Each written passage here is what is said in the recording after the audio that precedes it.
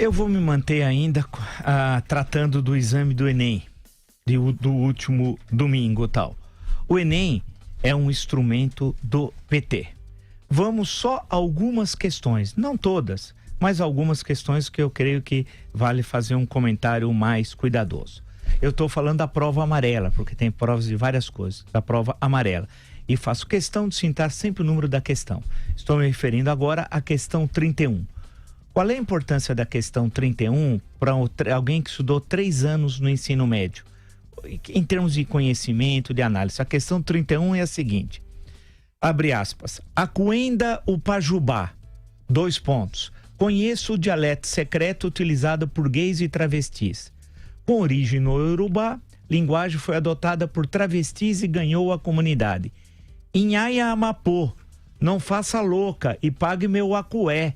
Deixe de eque, senão eu puxo o teu picumã. Entendeu as palavras dessa frase? Continua a questão do Enem.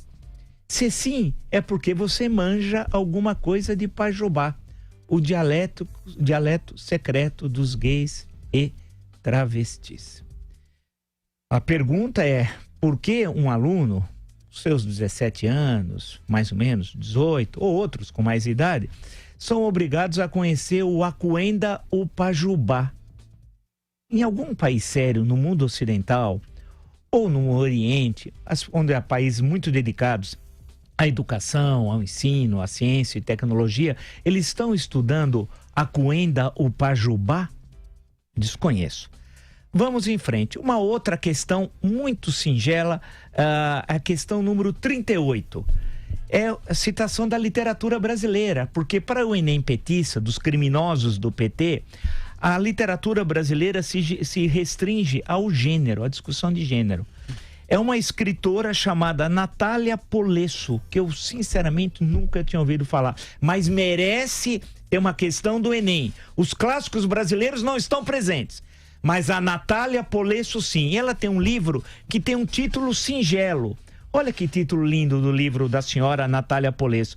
Vó, a senhora é lésbica? Que bacana! Que bacana! Você vai estudar literatura brasileira, né? Com a Natália Polesso, e o livro, que é um clássico do PT, dos criminosos do PT, chamado Vó, a senhora é lésbica? Puxa vida, que bacana, hein? Como é bom aprender literatura com os criminosos do PT. Mais à frente eles ensinam geografia, os mesmos criminosos. E dizem o seguinte, citam um artigo de um cidadão que comenta sobre Israel. E olha o antissemitismo escondido, implícito, meio light, mas é antissemitismo. Diz o seguinte: a situação demográfica de Israel é muito particular. Desde 1967, a esquerda sionista afirma que Israel deveria se desfazer rapidamente da Cisjordânia e da faixa de Gaza, argumentando a partir de uma lógica demográfica, aparentemente inexorável. Devido à taxa de nascimento árabe ser muito mais elevada, a anexação dos territórios palestinos, formal ou informal, acarretaria dentro de 1 ou 2 gerações uma maioria árabe entre o rio e o mar. O que está explícito é que Israel deseja nas suas fronteiras uma preeminência ética, uma pureza racial. É isso. Ou seja, está imputando, portanto, ao Estado de Israel a busca da pureza racial. A pergunta é tão absurda que esquece que os árabes que vivem em Israel têm plenos direitos civis e políticos. Tudo. Participam da política, elegem prefeitos, parlamentares. E não só os árabes, os drusos. Que os ignorantes do Enem nem sabem quem são os drusos. Aqui Israel teve até recentemente um embaixador que era um druso. O Estado de Israel não é um Estado judeu somente. Tem árabes, tem drusos e outros, de outras nacionalidades que fazem parte do Estado de Israel e tem a cidadania israelense.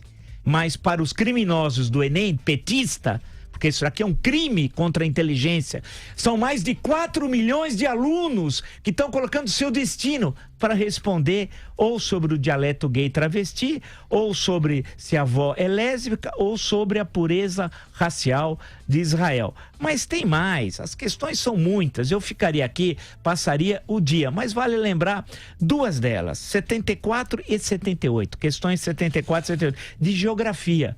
As 2 estão implícitas um ataque ao agronegócio. Na questão 74, trata sobre produção sustentável. E a resposta correta é justamente a defesa da produção sustentável, ou seja, daquilo que é dado pela natureza e não pela ação fundamentalmente dos homens, tal. E a crítica implícita claramente é o agronegócio. E a questão 78 trata da agricultura ecológica, quer dizer, a boa agricultura é aquela feita, aquela não do agronegócio, aquela que garante os saldos da balança comercial brasileira, que derrubou a inflação no Brasil, que transformou o Brasil no celeiro do mundo. Não, é a agricultura ecológica, segundo a questão 78, que leva a esse tipo de resposta induzida, porque você tem de adequar o seu pensamento ao que o PT quer. Não, porque não há uma ideia de pluralidade. É como se no Brasil, você, para a formação escolar, você tem de se formar segundo o Ministério da Verdade petista, aquele do livro 1984.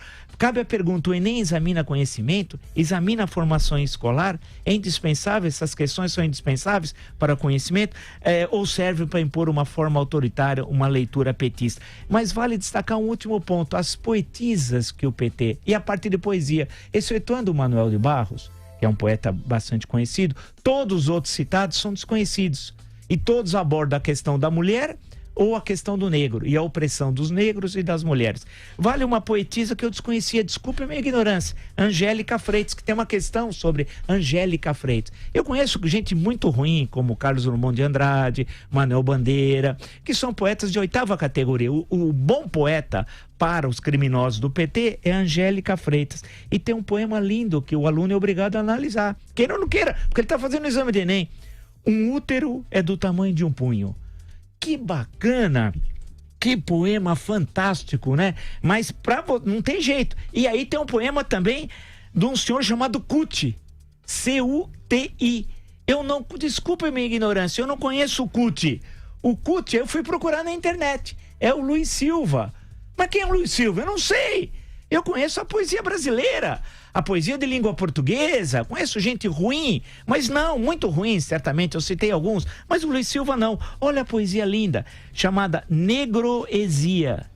Eu não conheço a Negroesia. São mais alguns detalhes, vamos chamar assim, e erros crassos cometidos pelo exame do Enem. A pergunta é, até quando teremos isso?